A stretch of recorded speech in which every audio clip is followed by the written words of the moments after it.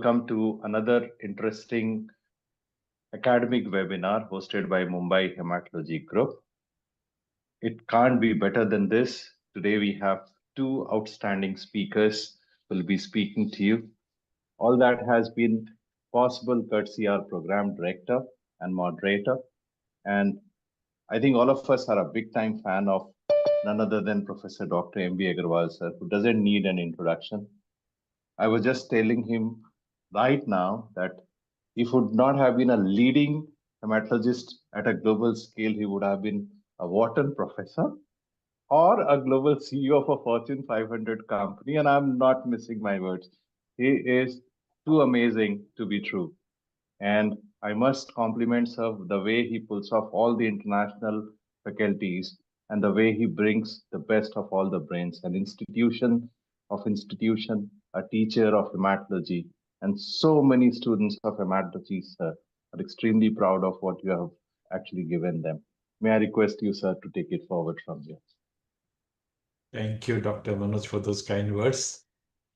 Good evening to one and all. Today, we have two wonderful speakers, Dr. Neeraj Arora from Ahmedabad, followed by Dr. Hani L. Samkari from Boston. Dr. Neeraj Arora, well, the whole country knows him. He's going to speak to us on real-world application, whole transcriptome sequencing for the classification of patients with acute lymphoblastic leukemia. As was mentioned, this webinar is brought to you by Mumbai Hematology Group, supported by INTAS and managed by Perfect Square. I thank Dr. Manoj Kumar, Mr. Arun Hegde, Mr. Anis and team INTAS, Mr. Yash, Mr. Kalpesh and team Perfect Square, Executive Committee of Mumbai Hematology Group, and of course, the most important of our guest speakers, Dr. Neeraj Arora from Ahmedabad and Dr. Hani L. Samkari from US. All our discussants, of course, who are themselves eminent hematologists, medical oncologists, even hematopathologists today. You participants for sparing your Thursday evening, morning, afternoons. Next Thursday, 11th of June, 6:30 p.m., we have Dr. Vidisha Mahajan from the Department of Hematopathology, PD Hinduja Hospital, Mahim, Mumbai, speaking to us on B-cell chronic lymphoproliferative disease, learning through real-life cases.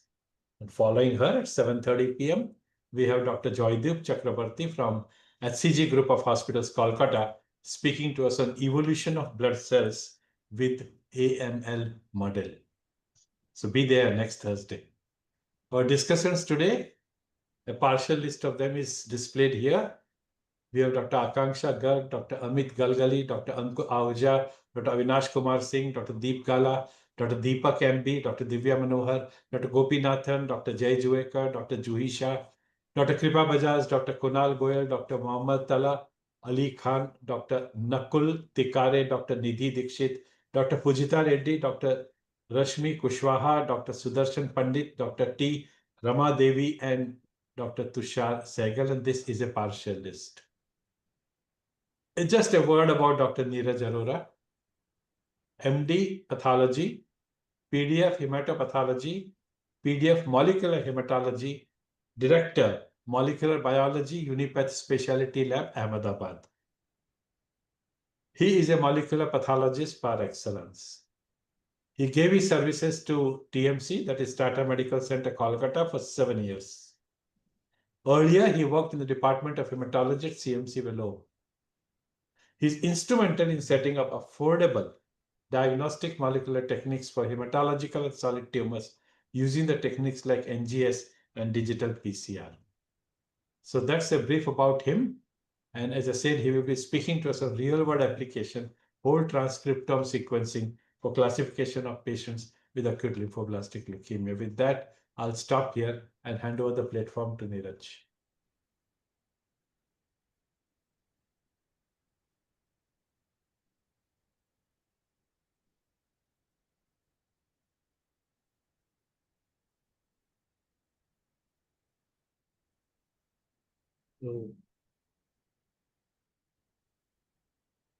Thank you so much, sir, for those kind words. And Thank you so much for this opportunity to be here, Mumbai Hematology Group. And sir, it is always an honor to be here and presenting and sharing whatever new things that is happening in this field. The topic that I'm going to speak today is real-world application of whole transcriptome sequencing in ALL. And my talk is structured in a way, briefly, to be able to start with the introduction and to introduce about the genomics in ALL. And then I'll talk of the assay, that is the trans-seq assay that we have developed and what is it, how we have validated it. And I'll share some representative cases from that cohort and our overall experience of running this service in the clinical scale. What are the issues and what we have got and what are the challenges that we are facing with this assay.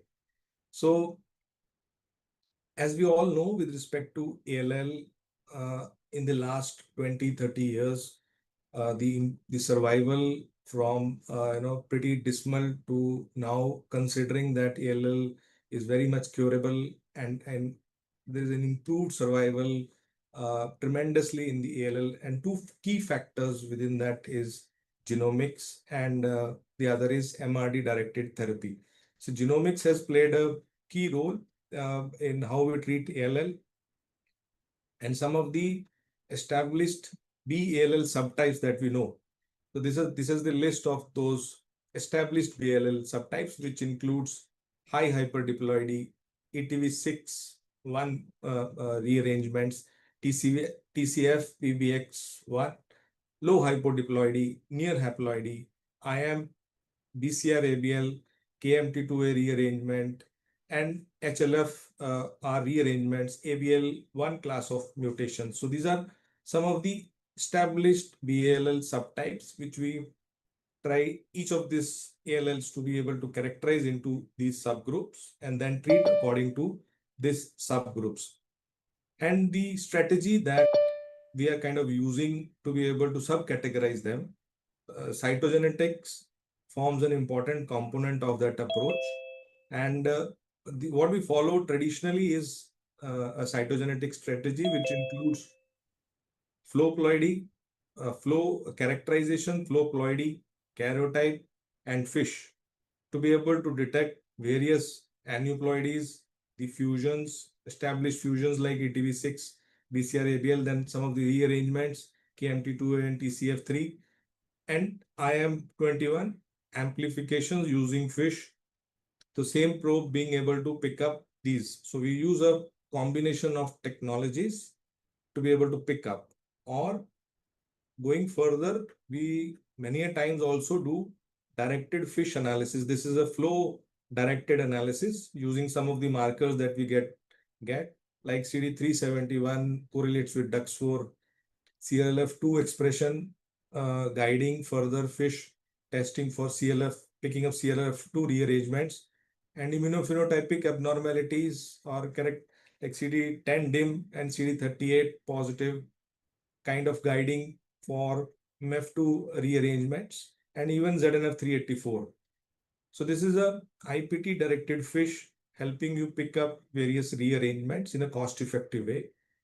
And then post MRD detection. So if the MRD is very high, then in certain using some of the high risk markers like FISH probes to pick up markers like JAK2, ABL1, ABL2, PDGFR beta.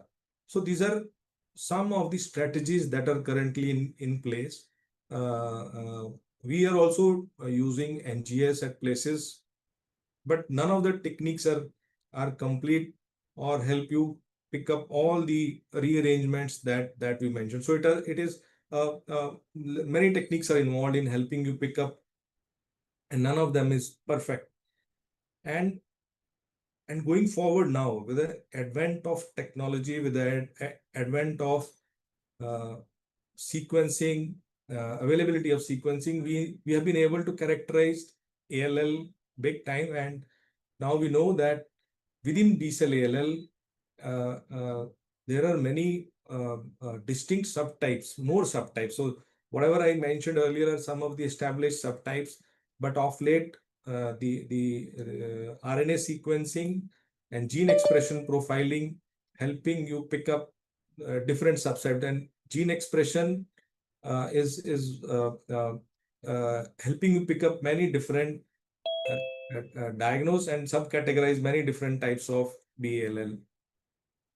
And using those technologies like RNA-seq, whole genome sequencing, additional genetic subtypes have been identified, and this includes subtypes like CRLF2 rearrangement, DUX4 rearrangement, MEF2D, ETV6, RUNX1-like, PAX5 alterations, which include fusions, mutations, substitutions, PAX-ATR subgroup of ALL, then IKZF1 N159Y, JAK2 rearranged, NUTM rearranged, BCL2 MYC rearranged, IGH2 ID4 rearranged, IGH IL3 rearranged.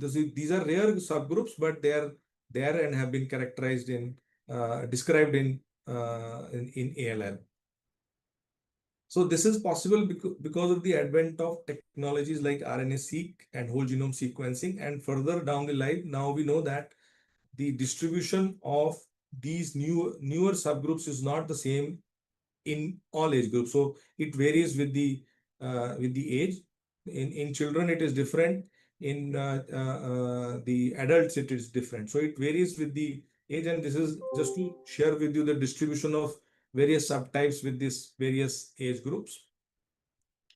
So detecting them is one thing, but having implications with respect to treatment is other thing. And so not only the getting those things diagnosed is relevant, it is also treatment implication. It has got huge treatment implications.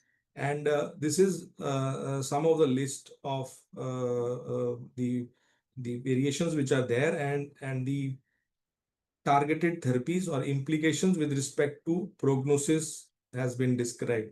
So there are entities like pH positive ALL, which has a poor prognosis, and there are targeted therapies like JAK2 inhibitors, crizotinib, FLT3 inhibitors being described or could be used in various subtypes of pH type ALL.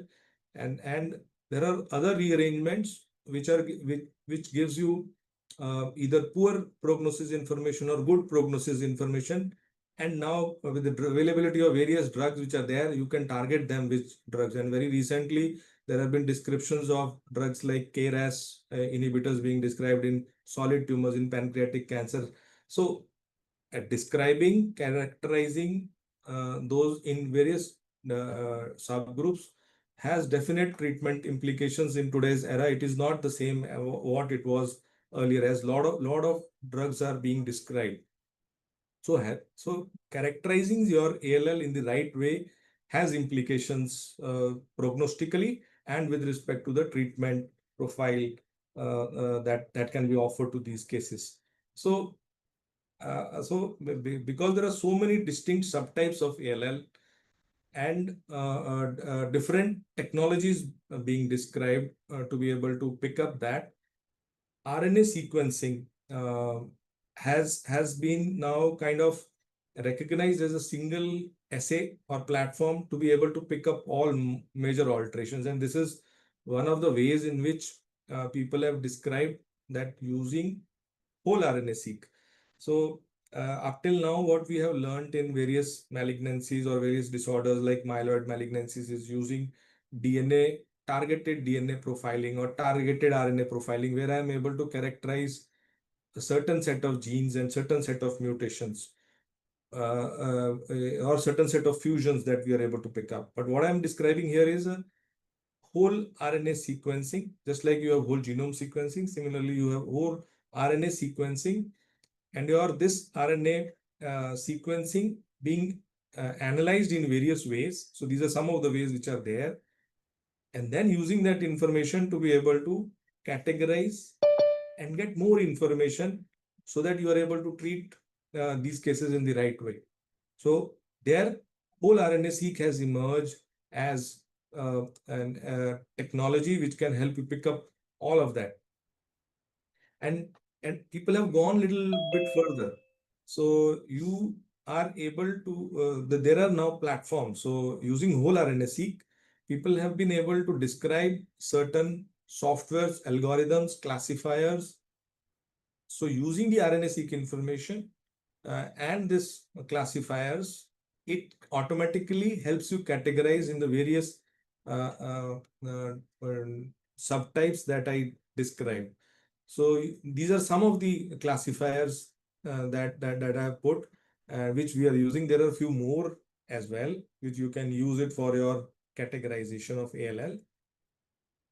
And another study. So this is some of a recent publication which came up where using so up till now this has been mainly in the research settings, and so people are now trying to bring that RNA sequencing into the clinical use. And this is one such attempts where it has been shown that using transcriptome sequencing approach, you are able to characterize your BALL for your clinical laboratory. And this approach allows you to pick up the subclassification even in unknown cases. So 80% of the unknown cases are characterized in a correct way. So that is the power of this approach, and this is now being shown that with this paper that this can be brought to the clinic, because up till now RNA-seq is traditionally in the research settings where we want to look at expression profilings as all.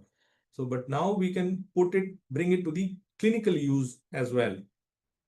Another study, which is using RNA-seq, RNA sequencing to be able to characterize your cases which are not characterized well. So they used this technology in B other subgroup, which is not characterized well.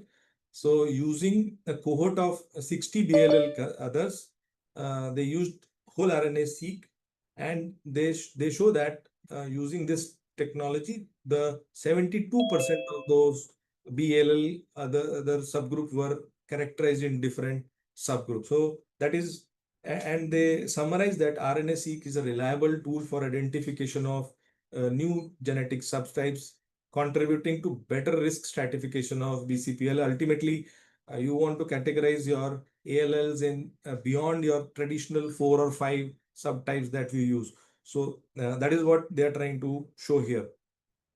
So now, so having a brief introduction and overview of how this field of genomics in ALL is placed and where the RNA sequencing as a technology has evolved.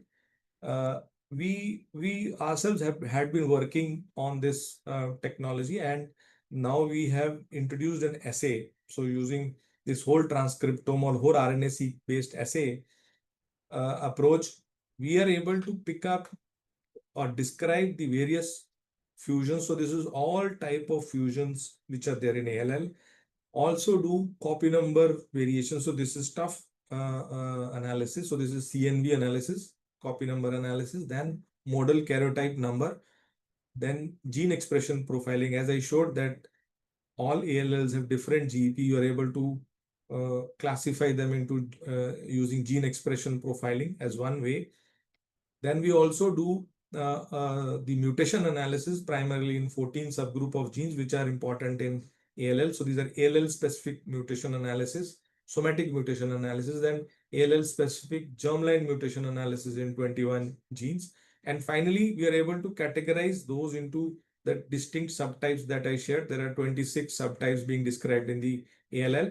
And in addition, we also do a pharmacogenomic analysis in 67 genes. So all this information in an assay or approach where using whole RNA-seq, we are able to do this distinct analysis using various classifiers and other approaches to be able to get the right type of category of ALL. And then so this alone is sufficient approach, but because since we were starting against whatever, not against, complementary to whatever was existing to that, and many times if we just do this analysis, we are not very confident. So we had added a complementary karyotype, both for our confidence as well as for my clinician's confidence that at least karyotype is available if there is nothing working out. So with that thought process, a complementary karyotype is available along with this workflow. And just to summarize in the background, background data. So we start with the sample which has got EDTA sample which has got blast percentage more than 20%. Either it is a peripheral blood or a bone marrow. We extract RNA. Then we subsequently run a whole transcriptome analysis, and then the data is available, and that data we are able to analyze in the various ways that I showed.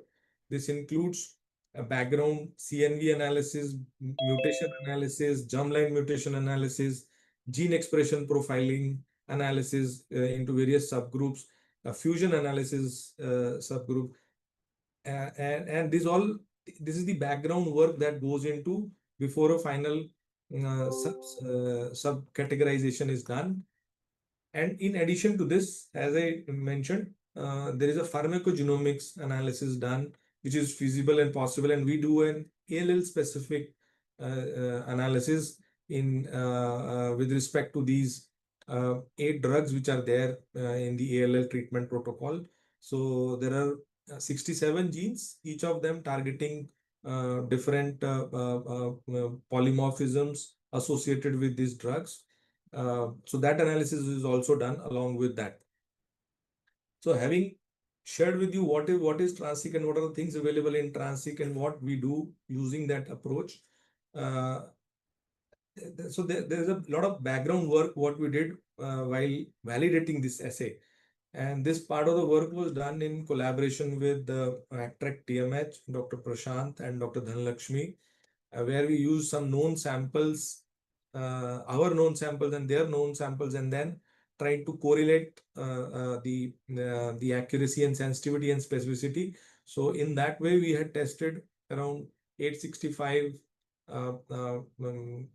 not cases, these are time points, which included the fusions, point mutations and different CNVs, and we were able to pick up almost 90% of those cases with high level of sensitivity and specificity. And believe me, this is whatever has been told or whatever was available correlating with that and comparing and finding that we are almost 90% accurate in using this technology.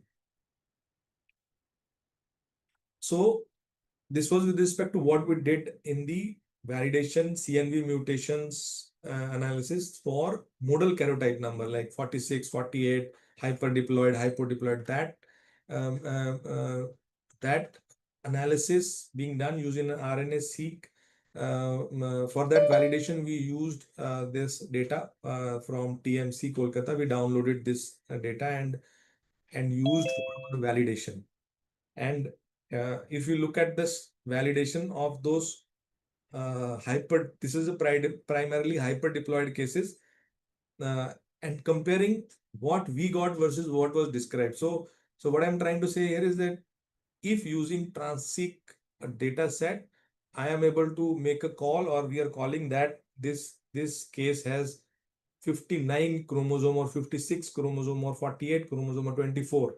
So predicting that chromosome number or karyotype number and comparing with what the standard data set which is published using array microarray data, and comparing, you see whatever is shown in green is what the standard set was there, and whatever is shown in red is what we were able to pick up using Transseq. So they are very, very comparable in terms of the modal karyotype number. So very accurate. So just to reassure that whatever karyotype number we are calling is also being called correctly or described correctly. So this was a part of our validation to show that this is very accurate. So now having validated and shared what this Transseq is, and I'll just take you through some of the representative cases. So this was a young female, and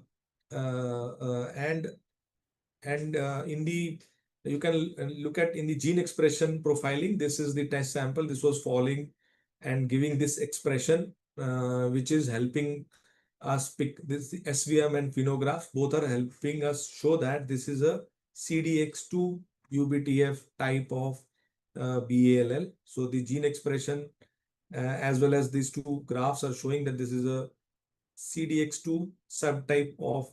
So basically here in the gene expression, you have different um, uh, cohorts or different clusters, each representing a distinct genomic cluster, and our test sample or this sample which falls in a particular or predicts a particular subtype, and these phenographs also help us show that this is falling in the category of CDX2 UBTF subtype of ALL. And when we look further analysis, now this CDX2 UBTF subtype has fusion. So this is the fusions that we picked up. This is UBTF ATXLN3 fusions being picked up, and there is a CNV of 8p deletion is there. So this was one of our first cases. So I had never heard CDX2 UBTF, or we have not usually none of the major assays, NGS based assays, the DNA and RNA common approaches which are available, picks out, describes this type. So we had to do a lot of reading, and so this is a new subtype of BALL, and it was interesting to note that this is a novel BALL, and they have two unique micro deletions being described. So 13q and 17q micro deletions, and this is pretty much in the young age group. So IA subgroup has a highest percentage of cases being described, and this was a young female, and this in this subgroup of cases, along with two micro deletions, they have the UBTF ATXLN3 type of fusion, which was there in this case. And these type of cases are predominantly in young female. That is what the literature says, and they has high risk features, persistence of end of induction MRD. So and they may need intensified treatment. So picking up and recognizing and then being able to offer intensified treatment is helpful. And since this was our first case and learning, I wanted to share that this is a case which we picked up on this essay.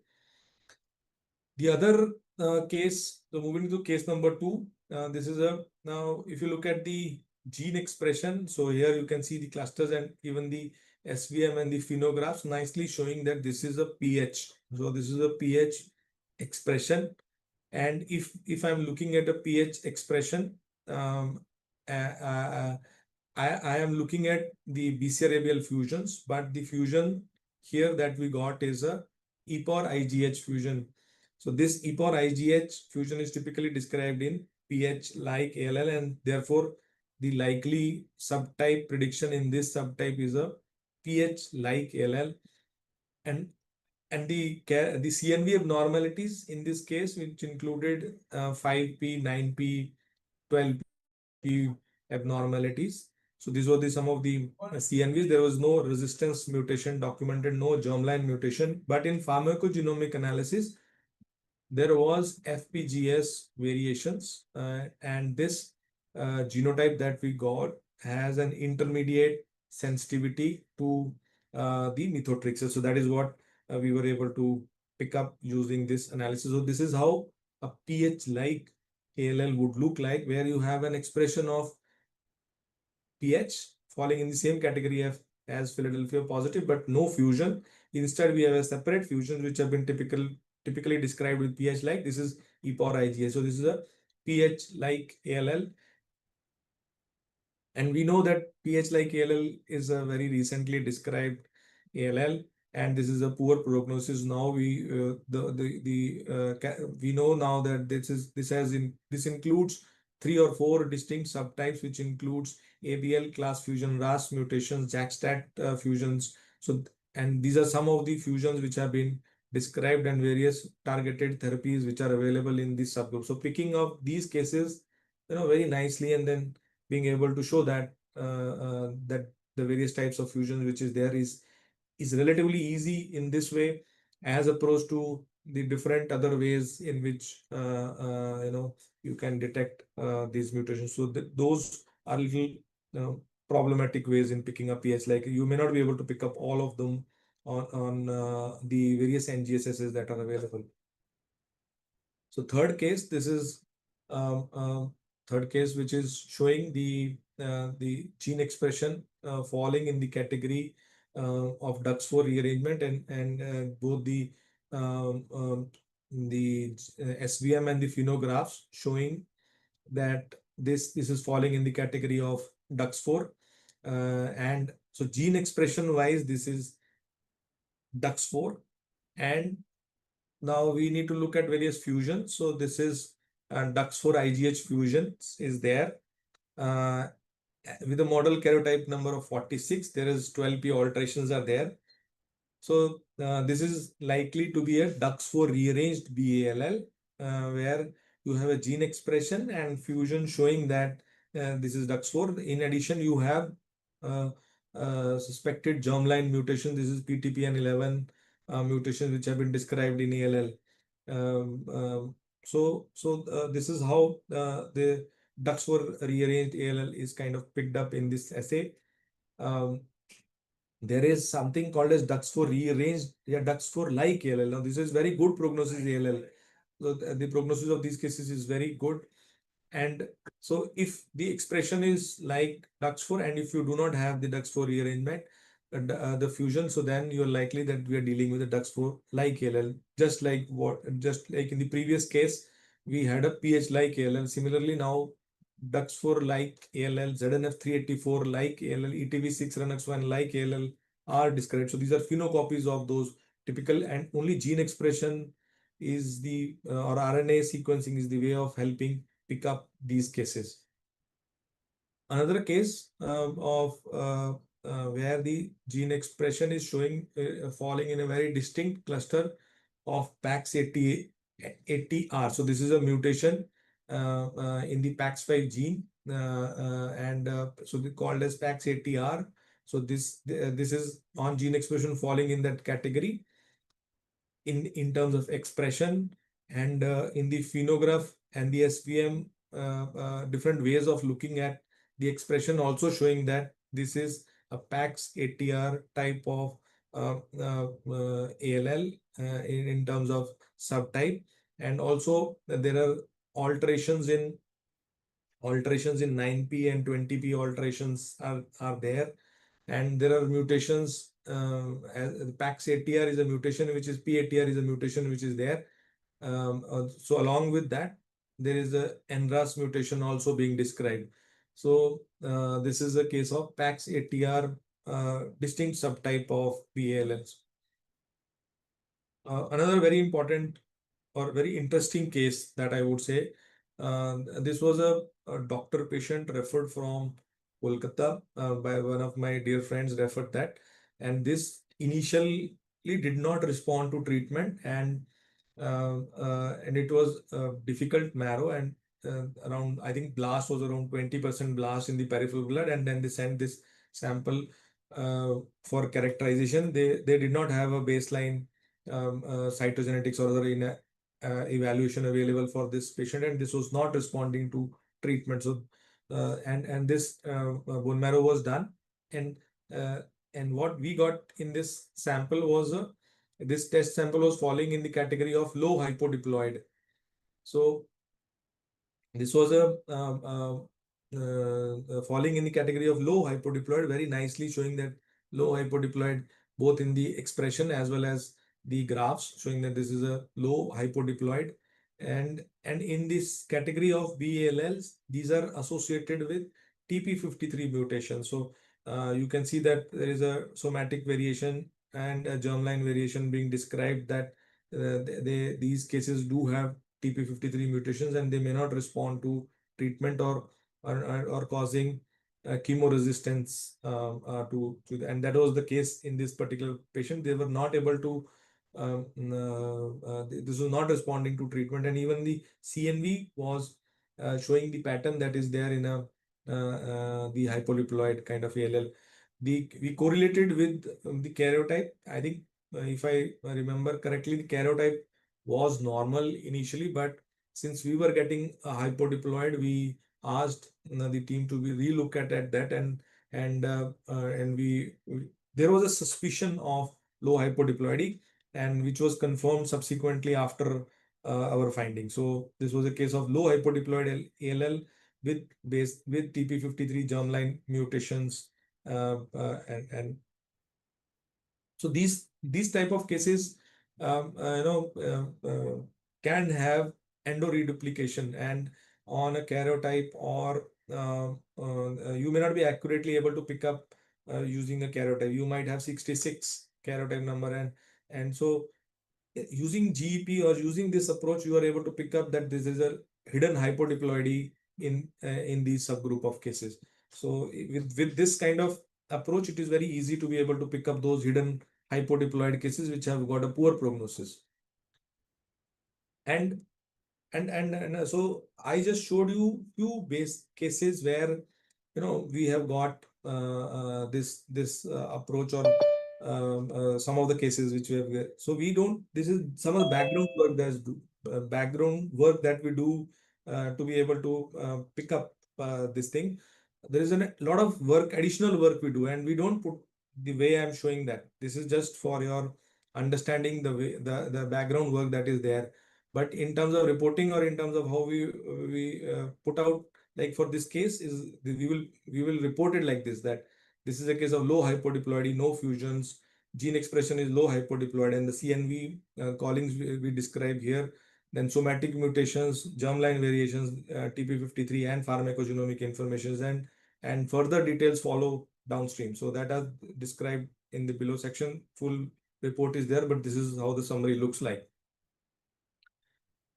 Another case, so this is a case where gene expression is falling in the hyperdiploid or the green section, and even the expression also showing that this is hyperdiploid, and this is high hyperdiploid, and there is mutations, KRAS mutations, and even some of the germline variations like MHH6 mismatch repair genes being picked up, and even the modal karyotype number showing correlating with whatever we have picked up on the gene expression. So a high hyperdiploid case being picked up on an RNA-seq. None of the NGS, hyperdiploidy, none of the NGS is going to pick up. And many of these times karyotype fails, or so sometimes this is not available. And so this is a good, and we have picked up very hyperdiploid is picked up in a very good way. You don't miss out on hyperdiploid cases. And we report it as high hyperdiploid typically, and no fusions, copy number variations, KRAS mutations, germline mutations, and pharmacogenomic information if it is there. One another interesting case. So this was a case where already NGS has been done, already karyotype has been done, and this is the 200 genes NGS that was done, where we see that there are mutations in NRAS and KMT2D mutations were there. And this is karyotype, where they did describe that there could be an addition of 21, and this was the available. So then the sample was sent for, this is a 10-year-old female, sample was sent for transseq, and when we did a transseq analysis, what we got is an IAM, so intrachromosomal amplification of chromosome 21, which is a distinct subtypes of BLL described, and this has got a poor prognosis in primarily in children. And so now there was a discrepancy with respect to what the NGS or the karyotype, not the discrepancy, but not fully characterized on the typical NGS that we do, but an RNA-seq showing a distinct category of IAM21. So based on our findings, we wanted to reconfirm whatever we are calling. So we went back to the cytogenetics team and requested them to do a FISH analysis for these cases to confirm whatever we are getting. So there was an AD21 in that, but they were not sure that when they have not been categorized further to be able to call that this is an IAM21. It could have been done, but it was not done. And retrospective, based on these findings, we were able to confirm that yes, whatever we were calling and IM21 was there in the fish analysis as well. So just a brief overview of the report, how it looks like, and I won't go into the details. I've already shared whatever RNA-seq analysis allows you to do that. So we have been doing since last 1 year or so, and we have done close to 160, 170 odd cases, and I have been able to analyze around 143 of those cases, and this is the distribution of 143 cases. So the commonest has been, this is all ages, not pediatric and adult. This is all ages. Maybe going down further, we will be in a position to be able to do that subcategorization. The commonest has been pH positive, followed by PAX5 altered, followed by hyperdiploid. Then B others is 8%. So traditionally 40%, 45% is B others, but in this we have only 8% B others. Rest all we have been able to characterize.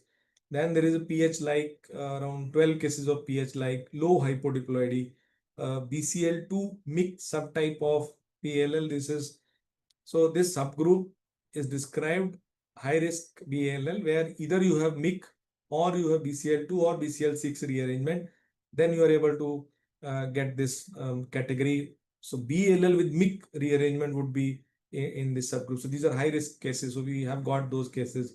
DUX4 rearranged, ETV6 Ranux5, TCF PBX1, MEF2D, PAX8TR, CDX2 UBTF, ZNF384 rearranged, DUX4 like as I mentioned, KMT2 rearranged, NUTM, a rare variant of ALL, PAX-ETV6, RUNX1 like ALL, ZNF384, and IAM. So this is of the 26 different subgroups of ALL.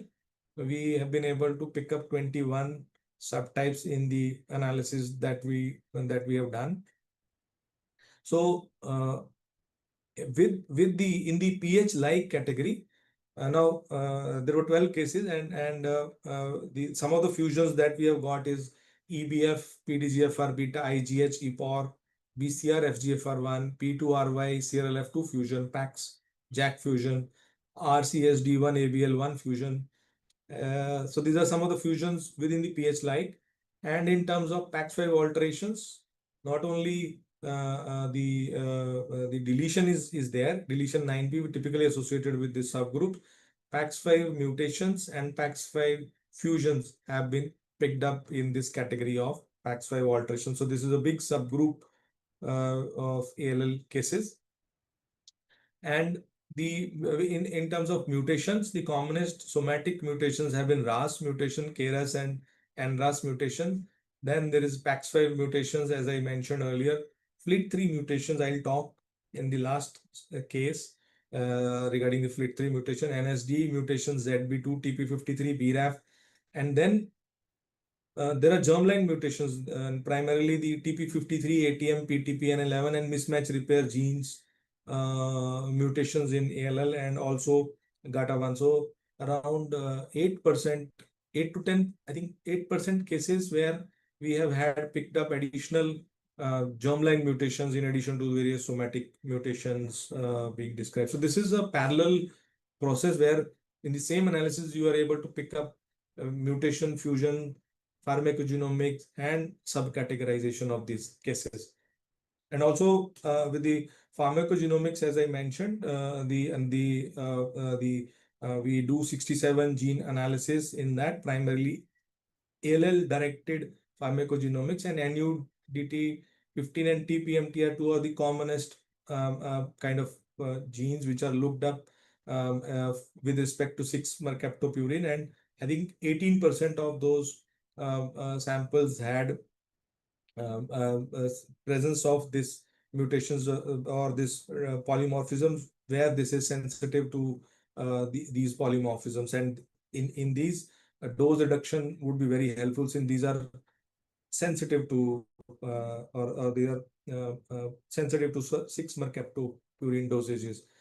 And with respect to the other genes that we did, these are some of the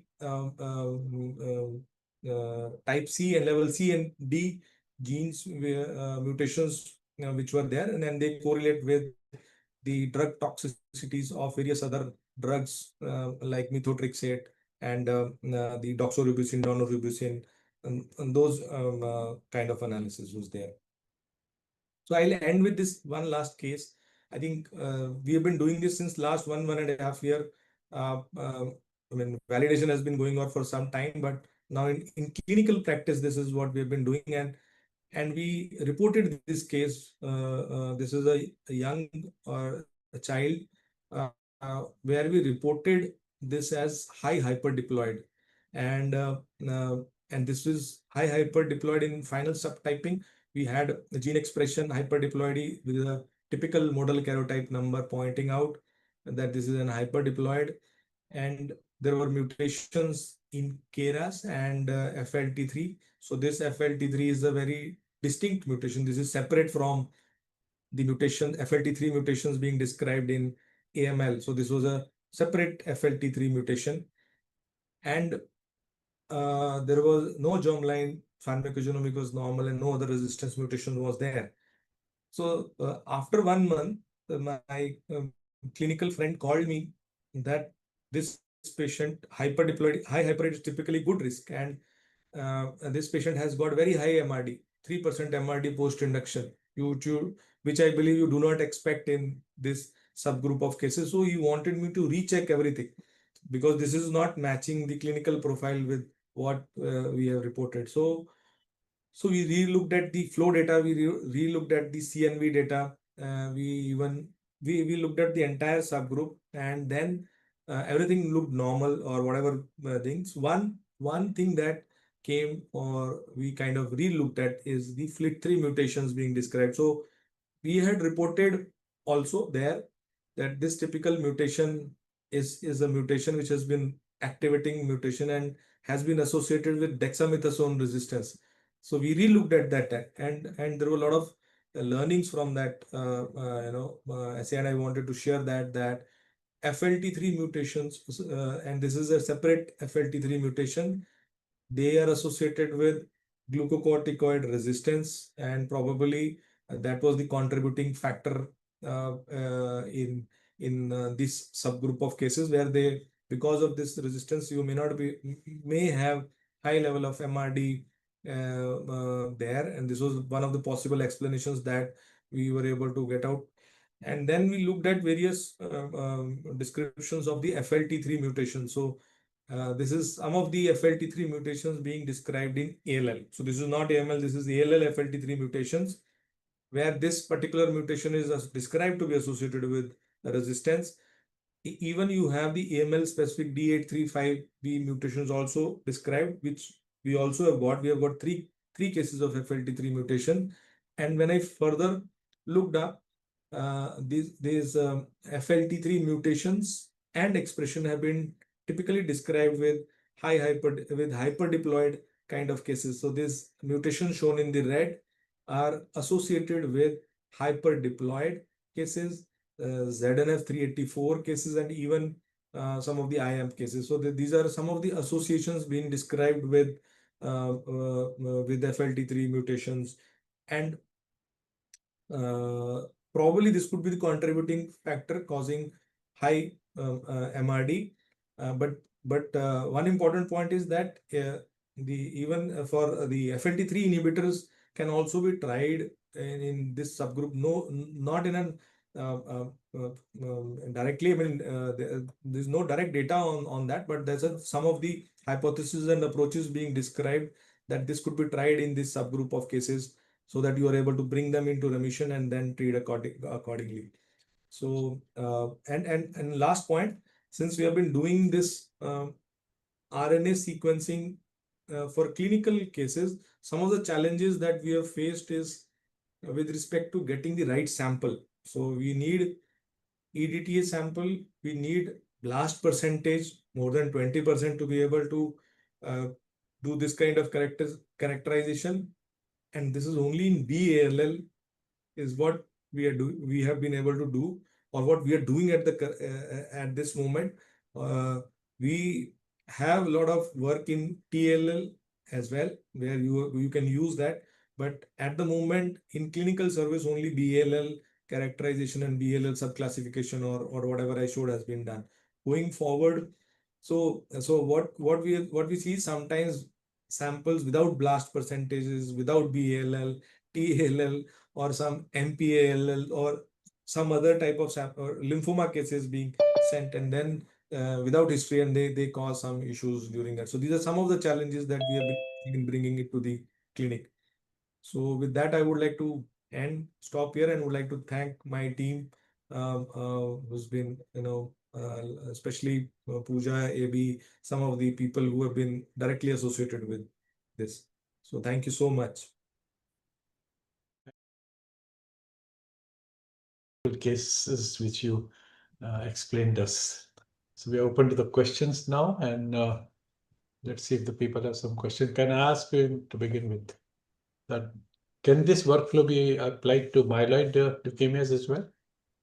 Sir, we can do that, but we won't be able to give you the expression or other thing. This has been more established in the ALL kind of thing. It is more established there, but we can do that. Help pick up mutation fusions like that and pharmacogenomic analysis, but not the way it is there in ALL.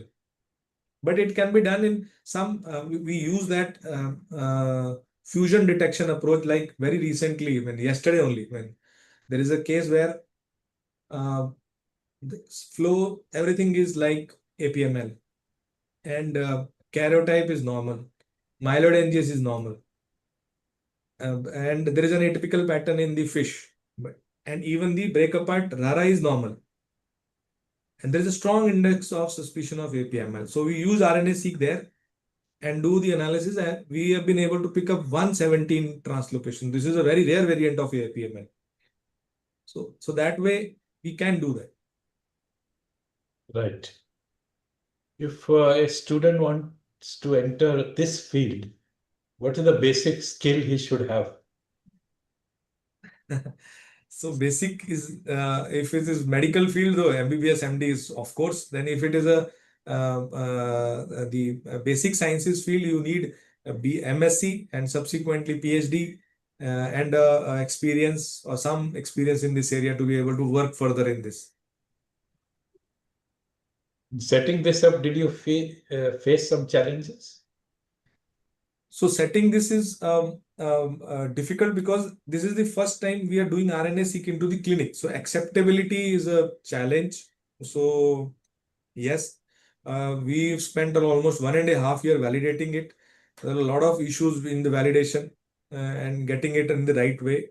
Only when we started working with ACTRAC and we had a lot of samples and AV came into the picture, we evolved. So there were challenges, of course.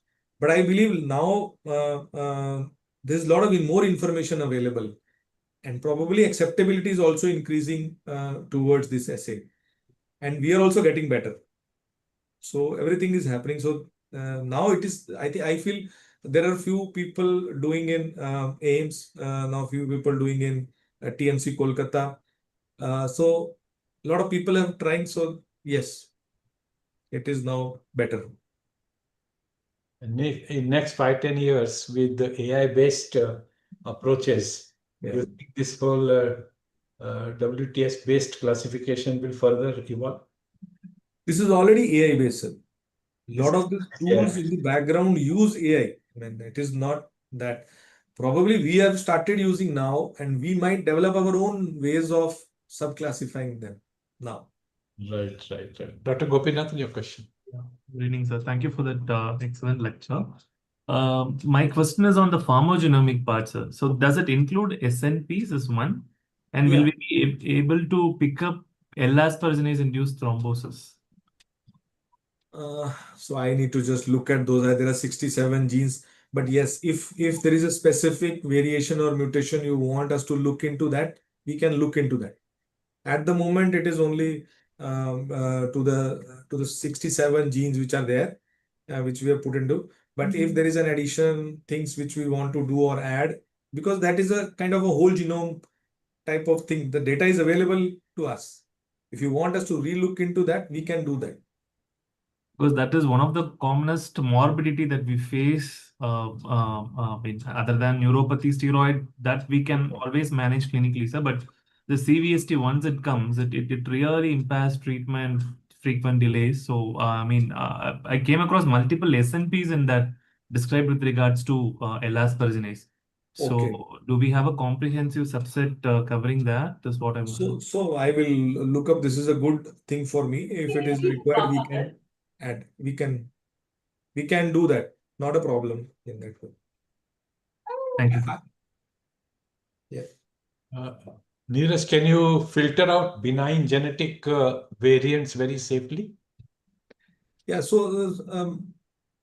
So usually, sir, this is a problem with all the analysis that you do.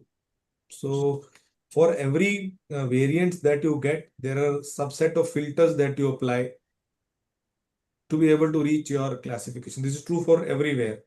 And whatever we are able to do is based on the literature which is already there. So you apply certain filters like you pathogen cosmic filter, you population database filter.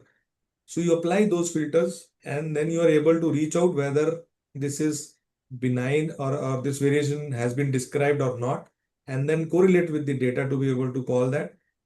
And as I think 70-80% of the times in somatic settings, it's very clear whatever you know is no. But in 20-30% of the cases, you are still not sure, and then we report it as VUS when we are not very sure. But based on, I think whatever has been described in 70-80%, we are able to pick up these calls in the right way. If you get a low quality RNA from the marrow, Yeah. how do you handle it? So I think RNA quality or the DNA quality for whatever testing we do is of prime importance. It does affect your results in a big way. If your quality of the RNA is not good, or the amount of the RNA is not good, or the blast percentage is not right, you might get false negative, or subclassification or subtyping can be accurately wrong. So we have certain QC parameters to be able to see that whatever analysis you are doing in terms of expression, in terms of the data generated, in terms of the quality of the data generated, all those parameters have to be in place to take a call whether this analysis is right or wrong. So yes, if you ask poor quality RNA, it might fail. It might not give you the right results. And RNA traditionally in everywhere, not only here, anywhere, all analysis that you do, RNA is very labile. You have to take care of the RNA. It should reach the lab in academic settings within 1 week, within 1 day, in a private settings in 3 days. So in that way, if you're able to make sure that your RNA reaches the lab within 3 days, I think satisfactory analysis can be done. And this is a cold chain kind of transport that you have to do. You have to take care of your sample, just like for your BCR-ABL, you are able to do that. Similarly, for this also, you need to take care of your RNA. Will you say that it totally replaces karyotyping, FISH, PCR, everything? So I think this assay is positioned in that way. But honestly, I say that, hyperdiploidy. I am getting hyperdiploidy. Now, if there is an hyperdiploidy exact mentioned in the karyotype, it gives me a lot of more confidence. And even as a clinician also, with a very cheap test, this information is available. You want to do any additional test later on, I think I have a very high index of confidence if I have these two complementary things available to me. But yes, if you ask this, can it replace? So this is positioned in that way. Probably going forward, you will have additional assays coming up. Like there is a DNA-based assay coming up where I don't need karyotype, only DNA-based low-pass analysis. I will be able to do all the karyotype analysis. So like that is there. Thank you, Dr. Neeraj, for being with us and educating us so much on this subject, which is not often discussed. Thank you, sir. It is an honor to be here, as always, sir. Move on to the second webinar, and it's my pleasure to introduce our regular speaker, I should say, Dr. Heni Al Samkari. from Boston. He has already joined. He is the Peggy S. Blitz Endowed Chair in Hematology Oncology at the Mass General Hospital, Associate Professor of Medicine at Harvard. He's classical hematologist and NIH-funded clinical investigator and clinical trialist. He also serves as co-director the MGH Hereditary Hemorrhagic Telangiectasia Center of Excellence. His clinical and research interests are in hemostasis, thrombosis, and hemolysis, with focus on HST, immune thrombocytopenia, and hemolytic anemias. As a clinical investigator, he is an internationally recognized expert in the clinical development of novel therapeutics for these disorders and serves as the lead principal investigator for multiple ongoing clinical trials. He is the current executive editor of Hematology, the ASH Education Program, an American Society of Hematology peer-reviewed publication, and has published over 150 peer-reviewed manuscripts. His original research has featured in NEJM, The Lancet, Annals of Internal Medicine, Blood, among other top peer-reviewed journals in hematology and medicine. Today, he's speaking to us on pyruvate kinase activation in red cell disorders, a new therapeutic horizon. I'll stop here and request him to share the platform. Wonderful. Well, thank you so much, Dr. Agarwal. It is, again, my pleasure and my honor to be here with you all today to talk about what I think is a really interesting topic. Can everybody see my screen? Yes. Great. All right. So let's talk about pyruvate kinase activators. So these are a newer class of drug that are currently emerging that have been featured at plenary sessions at ASH and EHA, and are the upcoming EHA conference has another plenary session involving one of these drugs in sickle cell disease. And so let's talk about the use of, let's talk about this new therapeutic class and the extensive data that we've accumulated over the last few years and how pyruvate kinase activators as oral drugs can potentially transform the management of some of these red cell disorders. Disclosures. So the first disorder I'm going to talk about is pyruvate kinase deficiency, which makes sense because this is a these drugs are pyruvate kinase activators, and the first pyruvate kinase activator, called mitapivat, was originally developed in pyruvate kinase deficiency and is the only drug that is licensed in any country to treat pyruvate kinase deficiency. But just to remind us all, right, because we have to go back to biochemistry and high school and college and medical school to remember the glycolytic pathway, or the Embden-Meyerhof glycolytic pathway. There are enzymopathies that affect each of the enzymes along this pathway, and these enzymopathies are really our diseases. They're really primarily hemolytic anemias, inherited hemolytic anemias. The most common of which, even though it's not really common, it's certainly still a rare disease, but not an ultra rare disease, is pyruvate kinase deficiency, which is the most common cause of inherited non-spherocytic hemolytic anemia that is chronic. Okay, so it is a distant second to G6PD deficiency when we talk about the most common enzymopathies, red cell enzymopathies, but it is number 2 behind G6PD deficiency. The incidence of pyruvate kinase deficiency is thought to be around 1 in 100,000 to 1 in 300,000 people. And it's really very much phenotypically similar to thalassemia. It can have a very broad spectrum of disease, just like thalassemia, from very mild, pretty much clinically irrelevant disease, all the way to transfusion dependence from infancy and throughout life. So pyruvate kinase enzyme there are multiple different isoforms of the enzyme, but as we recall, it is the final step in the glycolytic pathway.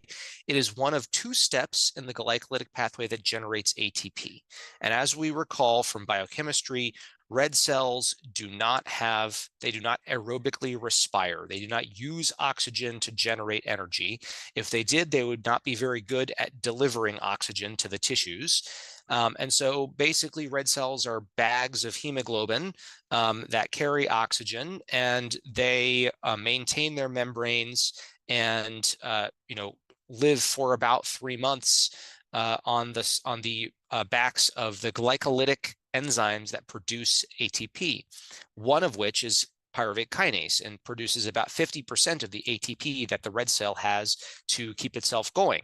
And there is a isoform of pyruvate kinase called PKR, or PK red cell, that is in the erythrocyte.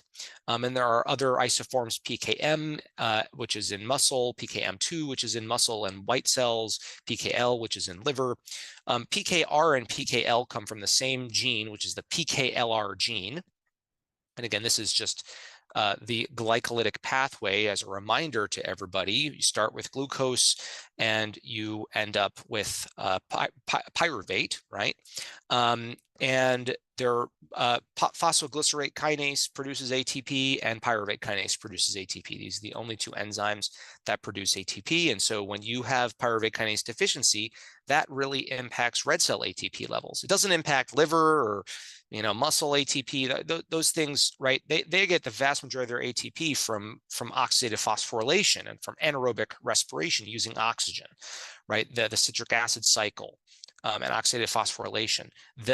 These red cells, they only have the ATP from glycolysis. And so when you have a deficiency of pyruvate kinase, you have a significant red cell energy deficiency. And so when you have mutations, in this case, biallelic mutations, because PK deficiency is a autosomal recessive disease, you need 2 abnormal PKLR genes.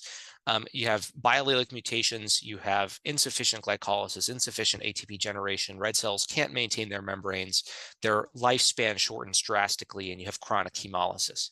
That hemolysis leads to anemia, the chronic complications of hemolytic anemia, which we see in thalassemia, just like we see in PK deficiency, things like liver iron overload, cardiac iron overload, osteopenia, osteoporosis, endocrinopathies, and all sorts of long-term complications. So when you think of PK deficiency, really you should think this is like a cousin of thalassemia. I think I mentioned most of this already, about 1 in 100,000, 1 in 300,000 people. And again, the manifestations are quite similar to what we see in thalassemia. And these patients, prior to the dawn of PK activators, they were primarily treated with just splenectomy and folic acid and transfusions. And where PK activators are not available, that's how they continue to be treated. In terms of diagnosis of PK deficiency, just to remind us all, PK enzyme activity is useful when there's no transfusions in the last 3 months, and that is reasonably sensitive. Exon sequencing is similarly sensitive. It misses some deep intronic mutations. So if you have a patient that clearly has chronic hemolytic anemia for no other cause, and they only have 1 PKLR mutation, for example, that you can find on routine genetic testing, almost certainly there's a second one. It's just being missed by exon sequencing. And you can do an enzyme activity ratio comparing pyruvate kinase to hexakinase, both of which are red cell age dependent enzymes. And so if you have a low PK to HK ratio, then that tells you that your pyruvate kinase is not lasting very long, it's unstable, and suggests PK deficiency, and that is 98% sensitive for the diagnosis. This is a very genetically heterogeneous disease, more than 350 known mutations. So most patients are compound heterozygotes. When you have situations of consanguinity, you can have homozygotes that have 2 of the same mutation.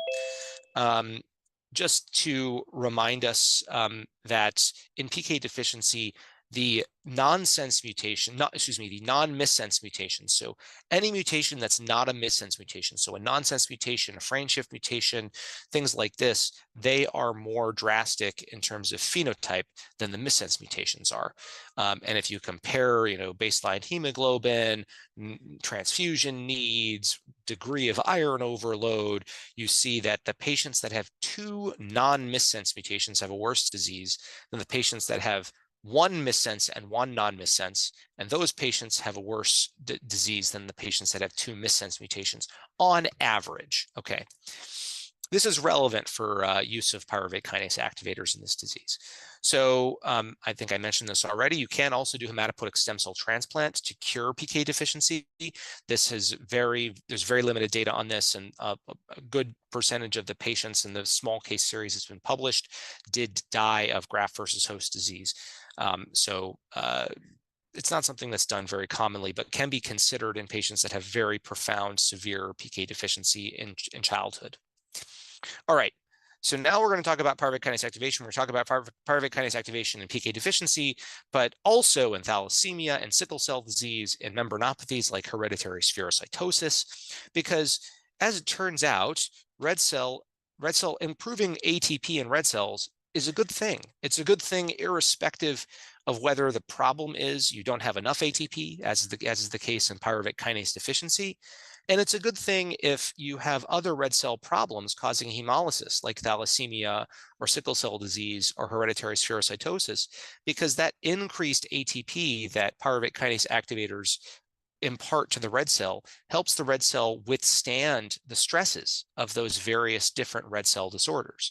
So pyruvate kinase activators are they're targeted therapies for PK deficiency, and they're not exactly targeted therapy. They're not targeted. They're more general or broad therapies for other red cell disorders, but they tend to work in many different inherited red cell disorders, and I'll show you all that data. Mitapivat is the first pyruvate kinase activator. It is currently FDA approved, EMA approved for PK deficiency. This actually, a few months ago, I got a FDA approved, EMA approved for thalassemia.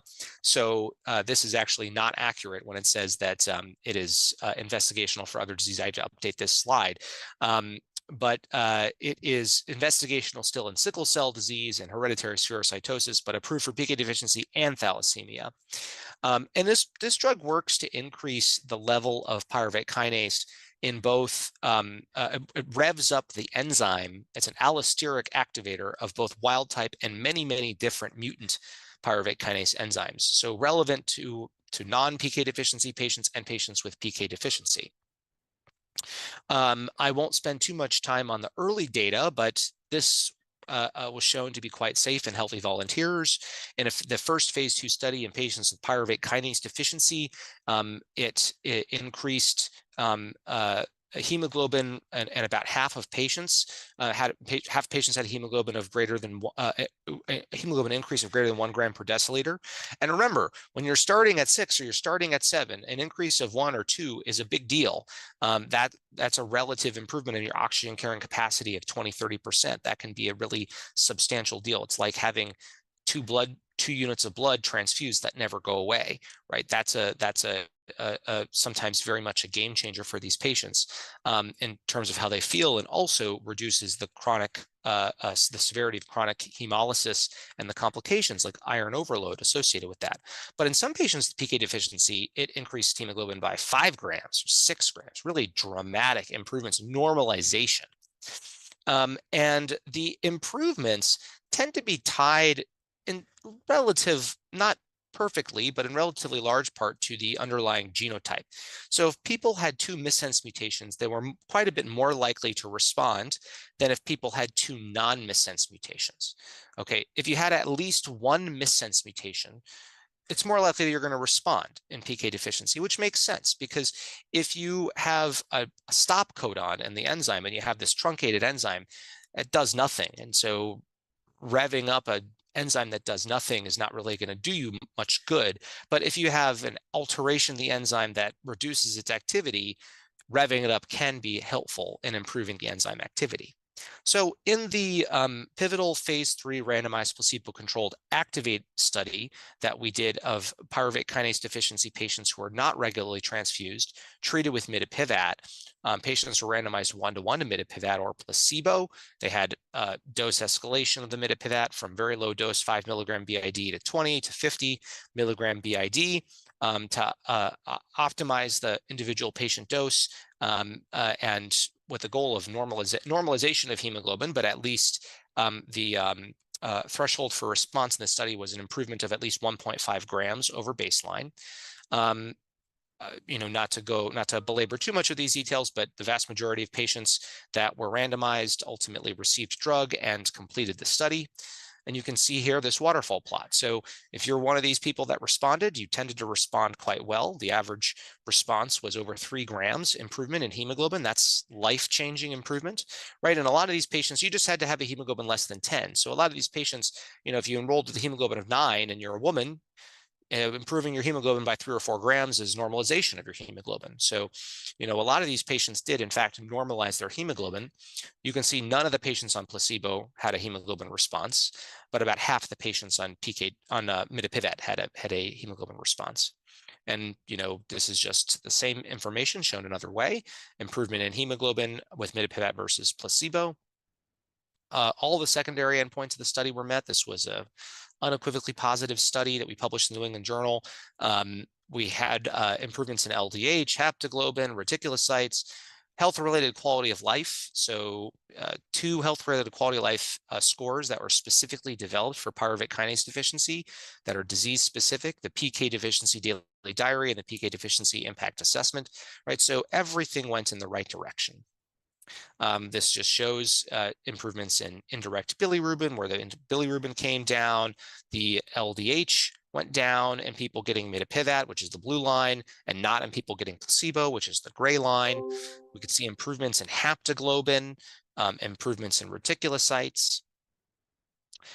In terms of safety, there were no patients randomized to mitapivat that had adverse events that led to dose reduction of the study drug, interruption of the study drug, discontinuation of the study drug, or death. So this drug was very safe in these patients. The most common side effect seen was nausea. Most common side effects seen with mitapivat were nausea and headache, both of which were actually more common in placebo. Okay, so in patients with PK deficiency, this drug is extremely well tolerated, extremely effective in those patients who respond, which is about half of patients. And patients are more likely to respond. You're about 60 or 70% likely to respond if you've got 2 missense mutations, or at least if you have 2 missense mutations. You have a pretty decent chance of responding if you have at least 1 missense mutation. And since this has been published, right, I said there's over 350 different mutations in patients with PK deficiency, you can have responses in people that have 2 non-missense mutations. The only way to know is to try the drug. The chances are low if they have 2 non-missense mutations, but it's possible depending on what their mutations are. And again, this just shows the improvements in health-related quality of life, where the mitapivat responders had drastic reduction in the impact of their disease on their quality of life. And the patients, that's the orange line. The blue line is the whole mitapivat group, including responders and non-responders, and the gray line is the placebo group. And then the same thing with another PK deficiency health-related quality of life measure. When patients getting placebo crossed over to mitapivat in the open label extension, you can see that their hemoglobin improved very nicely to the same extent that those patients that were initially started on the mitapivat. A lot of patients achieved normal hemoglobin and maintained that normal hemoglobin on this drug. When you go from a hemoglobin of 7 to a hemoglobin of 14, it is, absolutely life-changing. For many of these patients, being on this drug is a functional cure for their disease. And over time, this drug seems to put people into a negative balance. So even if you're not on chelation, because there's some normalization, either essentially full normalization of your physiology, your red cell physiology and your iron physiology, or some improvement in it. Patients had improvements in their LIC on mitapivat. You can see initially those patients on placebo for the first 6 months, their LIC went up as it's the natural history of chronic hemolysis.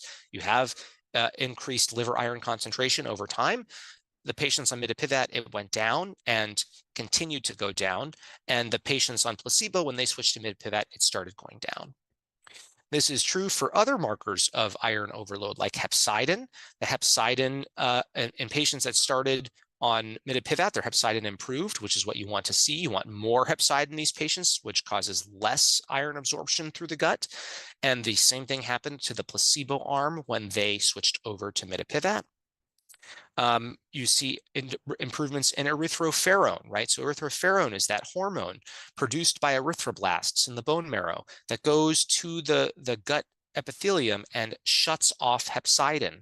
And it's physiologic in iron deficiency anemia because you want to absorb as much iron as possible when you're anemic because of iron deficiency. And that was the predominant, anemia that was the what predominantly shaped human evolution in terms of iron balance and iron homeostasis.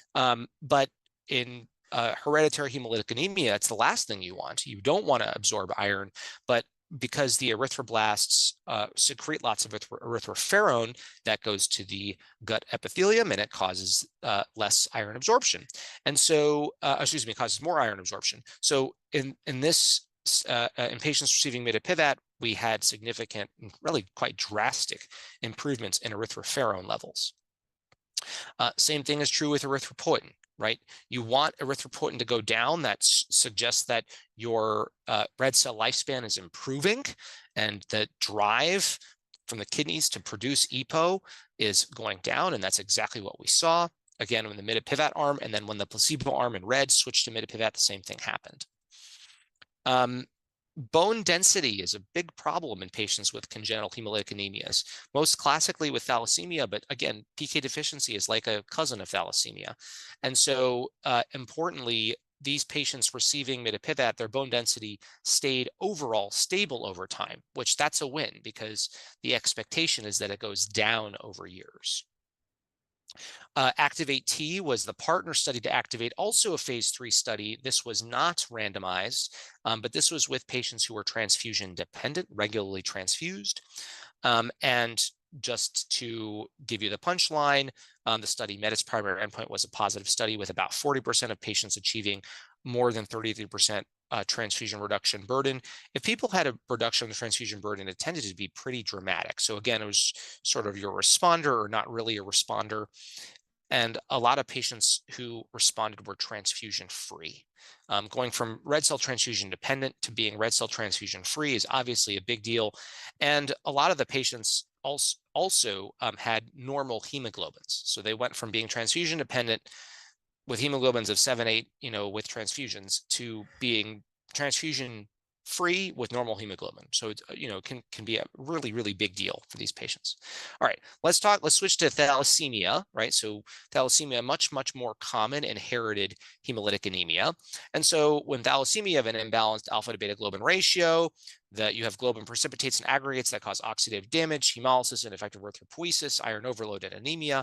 You do give a PK activator, you enhance glycolysis and increase ATP production, which reduces oxidative damage, it reduces ineffective erythropoiesis and hemolysis, and therefore reduces anemia, improves hemoglobin, and also helps to reduce the problems with iron.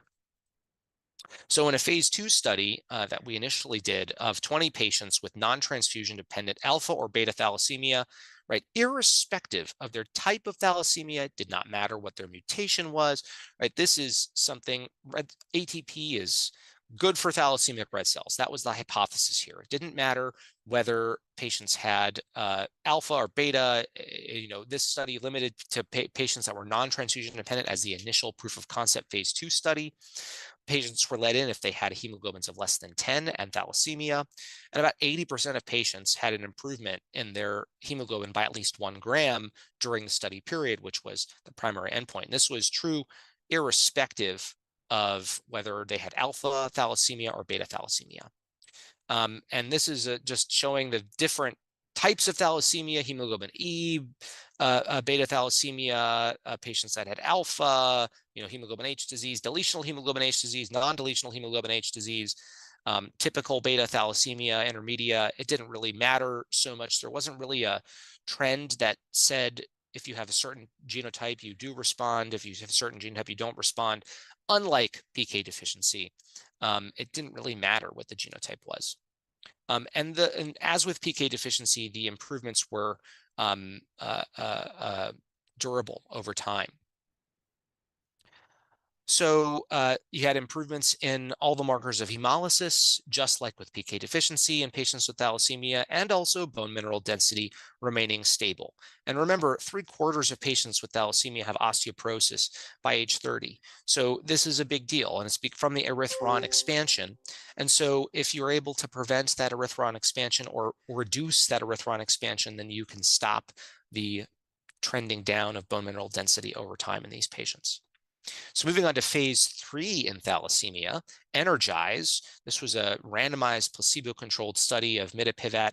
And by the way, the dose in thalassemia is 100 milligrams twice a day. So it's higher than the dose in PK deficiency, 100 milligrams twice a day versus placebo, 2-to-1 randomization.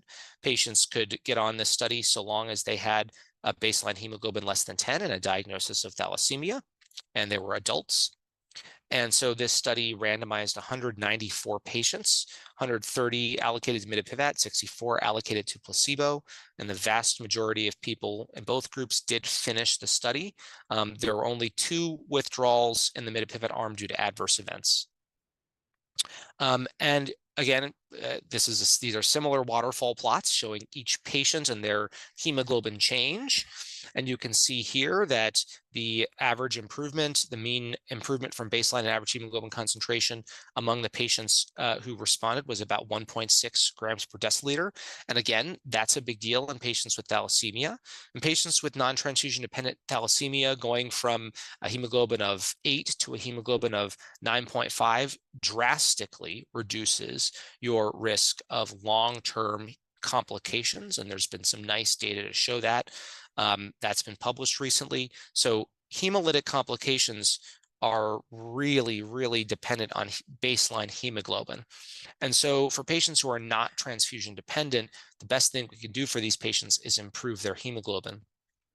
And so you can see here, again, this is showing it a different way, the improvement in hemoglobin and the primary endpoint of hemoglobin improvement in this study was met.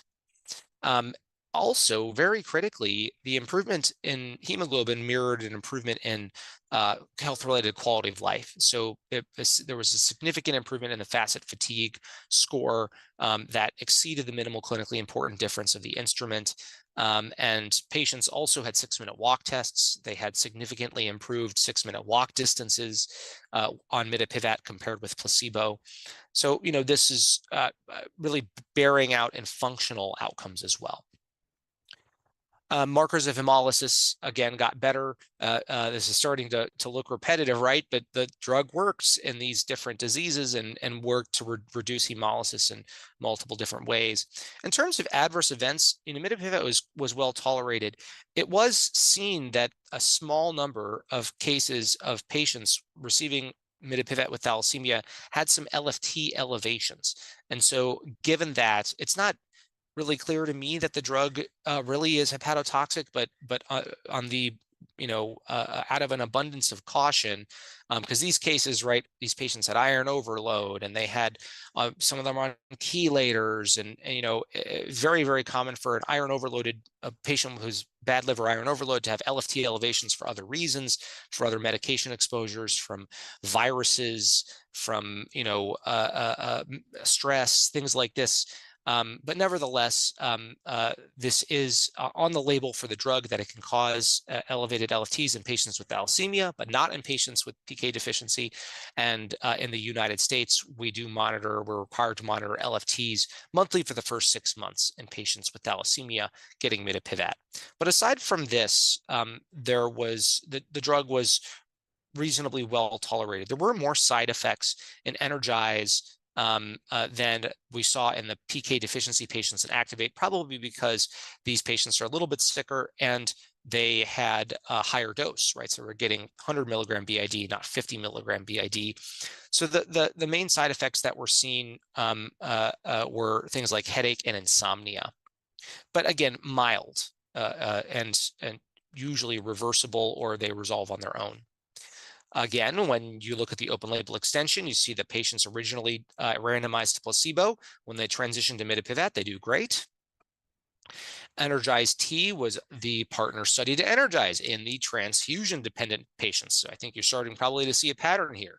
So these were patients with thalassemia who are transfusion-dependent, and this was a randomized study that again looked at 100 milligram BID mitapivat versus placebo. 258 patients randomized 2-to-1 to mitapivat or placebo, and this was a positive study with 30% of patients receiving mitapivat having a 50% or more reduction in their transfusion burden, compared with just 12% in patients with getting placebo. So, not a majority of patients achieving this, but you only know if you try the drug, and when it works, it tends to work quite well. There were other different ways that they sliced and diced the transfusion response endpoints, and in every case, the mitapivat arm did better than the placebo arm. And actually, a small minority of patients did achieve transfusion-free status because they had such a remarkable response. About 10% of patients achieved the secondary endpoint of transfusion independence. Again, well tolerated overall. There were not cases of elevated liver enzymes seen in this study. Those other cases were just in the non-transfusion dependent patients. Again, the most common side effects were headache and insomnia, mild and easily addressed. So moving on to another PK activator, a drug called etavopivat, which is given once daily. Mitapivat is a drug given twice daily orally. All these drugs are oral. This is data that's hot off the presses, literally was just published on the European Hematology Association website.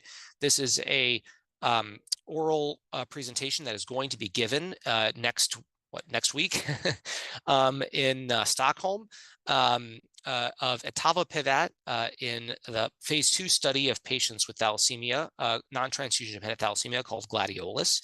And this again showed findings similar to mitapivat with significant improvements in hemoglobin in these patients, and most patients having a response, as well as improvements in health-related quality of life.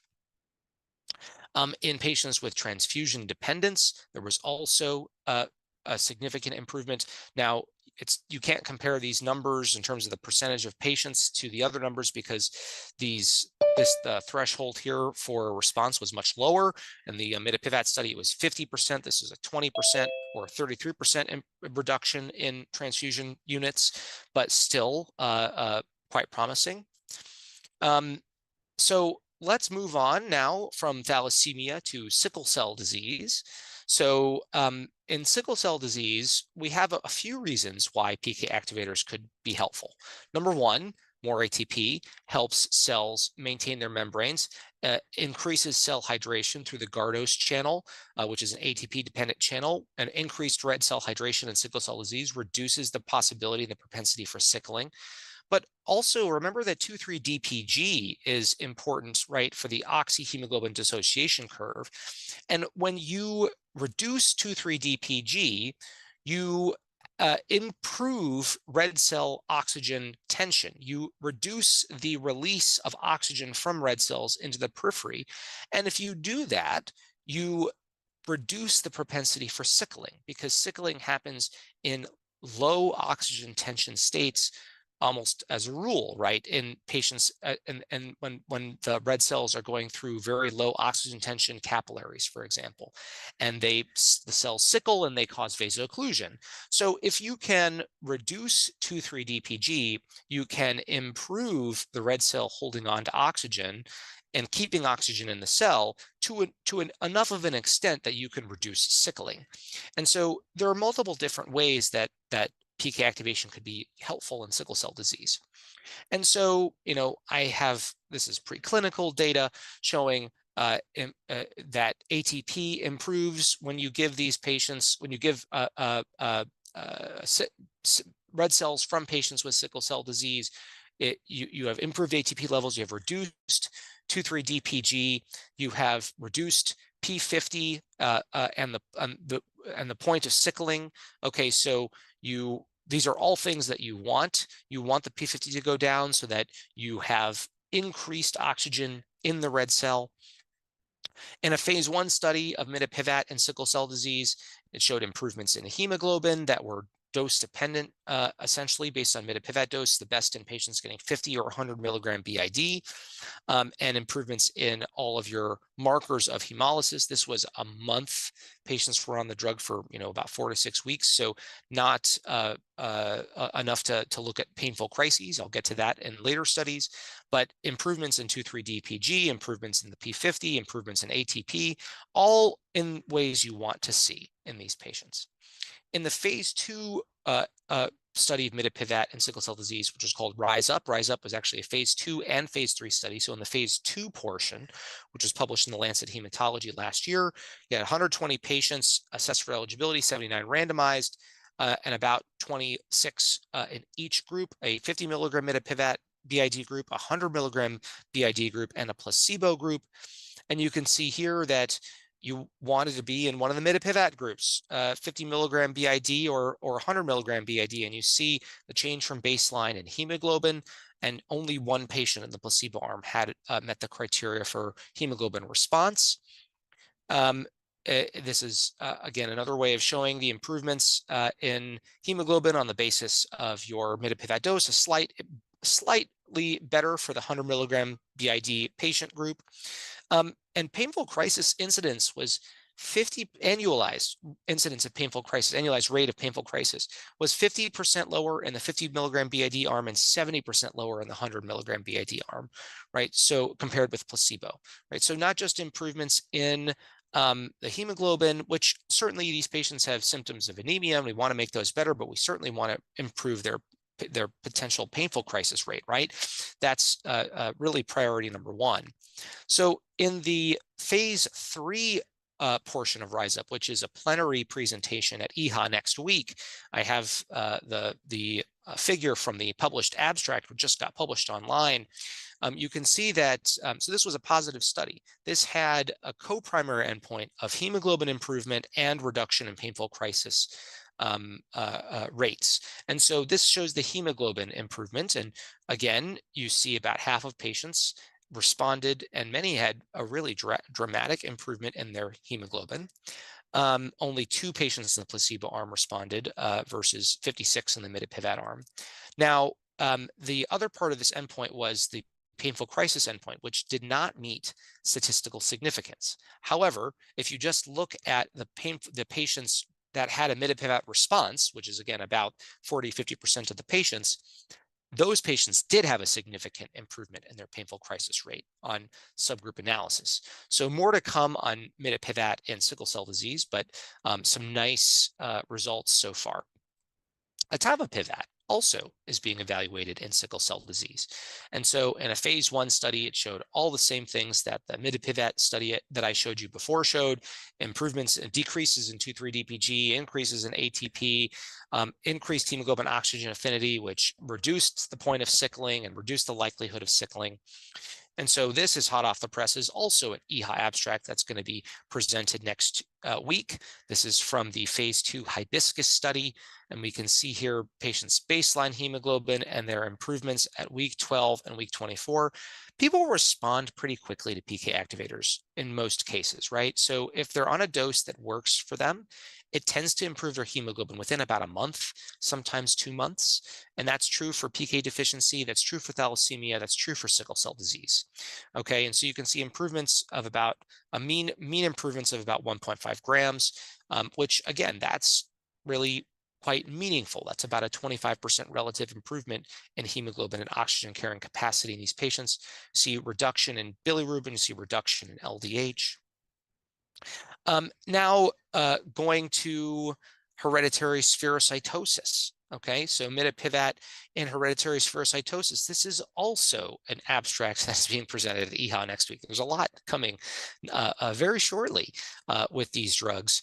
And so mitapivat worked quite well in a pilot study in patients with spherocytosis. And this is a figure from the abstract with, I can't remember the exact number of patients, I think it was 15 or 20 patients. You see an improvement in hemoglobin. You see the initial reduction in liver iron concentration, right? This takes years for liver iron concentration to build up. So seeing an improvement at 1 year, again, without the aid of chelators is great. It suggests that patients are going into a negative iron balance, and patients' spleen stayed relatively the same size in the first year of treatment.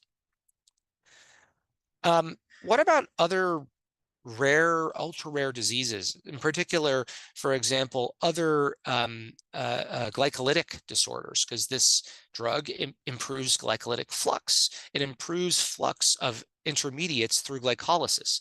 And if you remember, right, a lot of the pathology that can happen in patients that have some of these rare and ultra rare glycolytic pathway defects happens because of buildup of precursors. And so this is true for phosphofructokinase deficiency. These patients have a buildup of glycogen in their muscles. This is a glycogen storage disease, which causes muscular pain. It can cause muscle breakdown and rhabdomyolysis, and also causes hemolytic anemia. And so I had a patient with phosphofructokinase deficiency. His main problem was not his hemolysis, but really was his muscle symptoms. And in fact, pyruvate, mitapivat is a pyruvate kinase activator of PKR, but also activates PKM2, the predominant pyruvate kinase isoform in muscle. And so giving him this drug with escalating doses, this shows his SF36 score, which is health-related quality of life, you know, his emotional well-being, social functioning, physical functioning, right? All of these domains improved over time with improvement with increase in his mitapivat dose. His creatine kinase levels, CK levels went down. His aldolase levels went down. His LDH levels went down. These markers of his muscle breakdown and muscle injury all improved. So that's my talk. In summary, we have a new class of oral drugs that are coming that are effective across a wide variety of hemolytic anemias, of inherited hemolytic anemias. And, you know, there's really more to come even in other diseases that are being studied with PK activators as well, including myelodysplastic syndrome. So I'm happy to take questions. Thank you so much, Dr. Henny. Once again, a rare subject for us. First time hearing at depth. Questions, please. Over the time, does one develop resistance? That's a great question. No, it's not something we've seen. These are the effect is durable. I've had patients on mitapivat now for 8 years with no loss of response, no attenuation of response. I've never seen any sort of loss of response, so of any meaningful degree. So yes, it is durable. And is the efficacy different in splenectomized versus non-splenectomized patients? That's an excellent question. So patients who were splenectomized in the clinical trials tended to have more severe disease. Sorry, I'm in my office right now and the light keeps turning off because I'm not moving very much. They tend to have more severe disease. So the rate of response in patients who are splenectomized was lower. People who have pyruvate kinase deficiency, it was lower, but it was not zero. So people still responded. It's just, right, it's not necessarily, not having a spleen does not mean you're less likely to respond.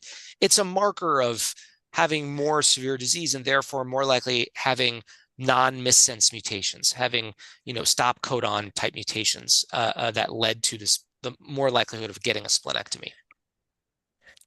And in clinical practice, one can have simple biomarkers to predict who will respond, will not respond. I wish. Beyond the underlying genotype for PK deficiency, not really. And the underlying genotype is it's really rough at predicting response. You just have to try the drug. And the thing is, though, right, most patients, well, when you have them on the therapeutic dose, which in PK deficiency is almost always 50 milligrams BID, in thalassemia and sickle cell disease is 100 milligrams BID. When they're on that dose, they tend to respond, if they're going to respond, within 4 to 8 weeks. So it doesn't take too long to see that response happen. So it's just about trialing the drug. So are there patients of spherocytosis where splenectomy could be avoided? Yes, that is absolutely possible. And that is, we recognize that splenectomy is quite helpful in many patients with spherocytosis, but at the same time, it causes an increased risk of thrombosis for the rest of the patient's life, increased risk of sepsis for the rest of the patient's life. And a lot of patients with spherocytosis, their improvements on mitapivat are sufficient to really consider whether, we can avoid cutting out their spleen. And the research is totally adults. There's no pediatric data? Or? No, there is pediatric data. I have so much data in this presentation. I don't want to inundate everybody, but yeah, yes, there is pediatric data. It's coming later. So the pediatric data in PK deficiency is here. And so the drug works in PK deficiency in pediatrics, okay? Both transfusion and non-transfusion dependent. The non-transfusion dependent study did not meet its primary endpoint because it was a little underpowered, but the drug worked. About 40 to 50% of patients responded and had nice response. The program in thalassemia is just starting, or I believe the studies have started to enroll patients. But for thalassemia, the pediatric program is coming, and then the sickle cell program presumably will follow after that. And is it FDA approved in the pediatrics or not yet? It is not, and it's not FDA approved because the non-transfusion dependent study in PK deficiency didn't meet its primary endpoint. So the company is not pursuing FDA approval in children, but they have a program where they're offering drug on compassionate use, an access program. Dr. Shilpi Saxena, your question. Good evening, sir. Thank you for the excellent lecture. I just had one query. Do you do percentage reduction in pyruvate kinase activity before prescribing mitapivat?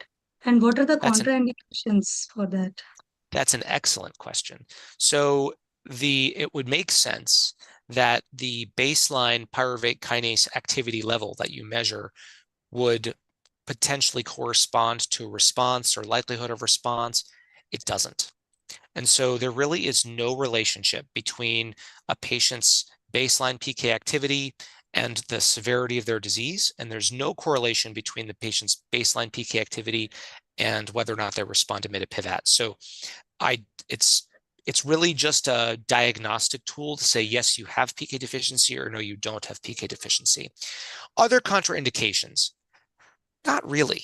In PK deficiency. In thalassemia, technically cirrhosis is a contraindication because there was a few cases of hepatocellular injury seen, that elevated LFTs seen. The drug is sulfa. It's a sulfum weighty. So mitapivat is. So that could, in theory, lead to some allergic contraindications. Someone has a really bad sulfa allergy. I've never seen that myself, and I've treated over 50 patients with mitapivat, but that could be a theoretical contraindication. But aside from that, no, not really. It's a pretty well-tolerated medicine. Thank you, sir. Thank you. Dr. Amit?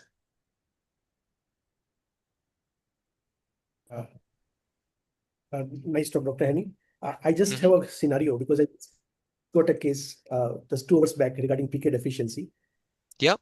This patient is actually not transfusion dependent, maintaining hemoglobin 7 to 8, just recently diagnosed PK deficiency, has got mild splenomegaly, requires some intermittent transfusion every 1 to 2 years. Sorry, say that again. Acceptable quality of life.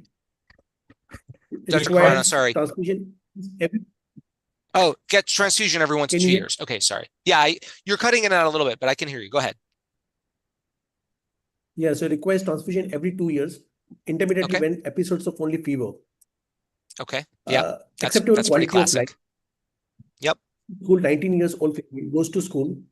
So would you recommend in this kind of scenarios a PK activator to start with, or not required? That's an excellent question, and I have patients very much like this, and one of the things that we recognize is that, patients get used to their level of anemia and their level of impairment. And one of the things, I was taught in medical school is that if you're born at a hemoglobin of 8 and that's what you live with, then you get used to it and it's okay and it's not a problem. And we're really learning that that's really not the case. These patients, it's amazing when somebody like this, it's a very similar case, 19, 20-year-old student, they go on the drug and suddenly they're doing better in school. They have more energy. They're actually playing sports. They feel better. Their hemoglobin goes up to 12 or 13. That's a big difference.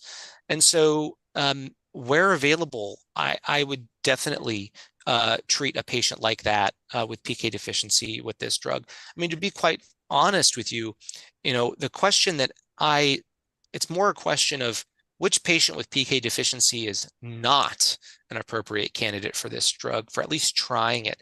I would say if someone's baseline hemoglobin is like 11 or something, there's probably not much benefit there. But if they have any sort of significant anemia, if I had PK deficiency and my baseline hemoglobin was 10.5 and I felt okay, I would still want to be on the drug because first of all, a normal hemoglobin for a man is 13 to 17. Second of all, I don't want chronic hemolysis. Chronic hemolysis, right, leads to bone health issues. It leads to organ health issues. We know that it's bad. And actually, in a recent study of patients with thalassemia, non-transfusion dependent thalassemia, who lived until they were 50, 60, 70 because they were, chelated and all of this, there was a quite alarming rate of heart failure that had nothing to do with iron. It was just living with chronic anemia. It was just living with a hemoglobin of 7 or 8 your whole life. It causes endomyocardial fibrosis. And we didn't know this until just a few years ago from this initial data. So, as much as we can improve the hemoglobin in these patients, the better. Yeah. Thank you. Yeah. My second question, do you require a confirmatory genetic test to be documented before you start this therapy? That's a great question. No, you don't. If you have the genetic test specifically for PK deficiency, right? Because genotype does correlate with response. Sometimes, in certain insurance situations, like in the United States, I have to deal with insurance companies that will say, I want a genetic test. I want to make sure the patient doesn't have 2 non-missense mutations before you try the drug. But really, the only way you know whether someone responds is by trying the drug. And you do not need confirmatory genetic, and you don't need confirmatory genetic testing to diagnose PK deficiency. If you have a low PK enzyme assay or a low pyruvate PK to HK, pyruvate kinase to hexokinase enzyme activity ratio, you've diagnosed pyruvate kinase deficiency. Thank you. Thanks a lot. Yeah. Mm-hmm. Right. Some questions in the chat box. Many of these you have already answered. Let's just see if there's anything left. Are there any specific safety considerations that might not have been captured during the research and publications? It's a good question. As I mentioned before, I've treated some of these patients for many years on this drug. I have not seen any safety considerations. One thing I didn't mention, and I think it's useful to mention, one of the reasons why the pediatric program is so delayed behind the adult program in development is because mitapivat is a mild aromatase inhibitor. It is a mild aromatase inhibitor, and so there were some initial concerns. Could this impact normal pubertal development of children? And the answer is no. That question has been put to rest. The aromatase inhibition is so mild, it does not impact estrogen levels in women or girls, and it causes very slight increase in testosterone in men. And that's it, about a 20 to 25% increase in testosterone levels, which most of the patients don't complain about. So this is not, and one of the concerns also was, would this aromatase inhibition cause negative impacts on bone health? And the answer, that is put to rest with the long-term data. It does not impact bone health. So that was one kind of additional safety consideration, but with the data we have and all the studies that have been done, including in adults and children, we now are comfortable with that. So really, it's just monitoring LFTs in patients that have thalassemia for the first few months. Right. Another question is whether there is any problem in combining it with hydroxyurea for the sicklers. No problem with that. Do it. Yeah, it can be. I've had some nice responses doing that. Another question which you have partly discussed, whether this can lead to avoiding transplantation in patients. Yeah. So, it just depends on how well a person responds to the drug. You have some of these really, uniquely expert responders, which you can get, a normalization of your hemoglobin, or if you're transfusion dependent, you can become transfusion independent. And in those patients, it definitely is a means to potentially avoid transplantation, but the only way is by trying the drug. So if I had a child with sickle cell disease or with thalassemia, who had really severe disease, or pyruvate kinase deficiency, really severe disease, I would certainly try the pill, the twice daily pill first, before I lop out their spleen or before I give them a stem cell transplant, just to see how they improve or don't improve. Yeah, yes, sure. Any other question, please? Yeah. Yes, sir. I understood your mechanism for heritage phagocytosis. I understood for TDT, sickle cell disease. You also said about myelodysplastic syndrome. How is that going to work in MDS? Yeah. So the way that these... Sorry? You also said about myelodysplastic syndrome, MDS. Yes. How could it work? How is it going to work that? That's a great question. So it's believed that it works in thalassemia through improvement of both hemolysis and ineffective erythropoiesis. So beta thalassemia is primarily a disease of ineffective erythropoiesis. So MDS, there's a lot of ineffective erythropoiesis in MDS, right? That is one of the main, we see lemon tint jaundice, in patients with MDS. They have increased bilirubin levels and anemia and all of this. And we know that these red cells, these clonally abnormal red cells, are not making it out of the bone marrow. And there's quite a bit of ineffective erythropoiesis. So this drug, these types of drugs, they're not going to be, they're not going to prevent clonal evolution, right? But they could improve, like luspatercept improves anemia without impacting clonal evolution. They could improve the ineffective erythropoiesis piece. And so that is how they could be active in MDS. In MDS, mitapivat is not being developed, and neither is etavopivat. A drug called tebapivat, which is a next generation PK activator, is being developed.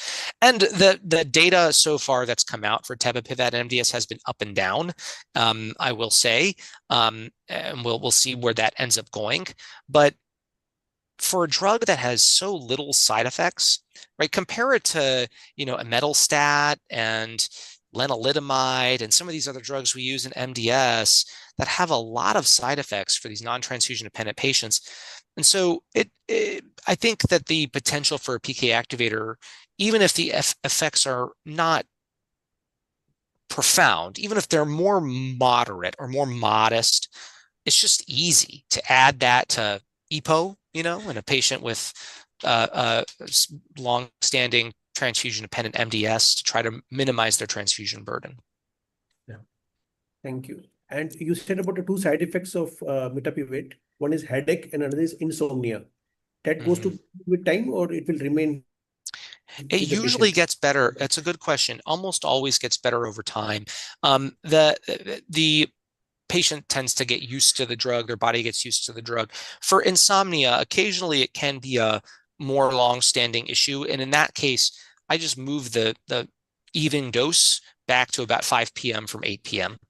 So they have it's not right before they go to bed, and that usually solves the problem. Thank you. My pleasure. Thank you for the questions. Yeah, I think that's the last question. All right, perfect. Dr. Hani, thank you so much. My pleasure. Absolutely. Thank you, everyone, for your attention. All right, bye-bye. Over here for spending your time and of course. Thank you. Bye-bye. Of course. Bye-bye.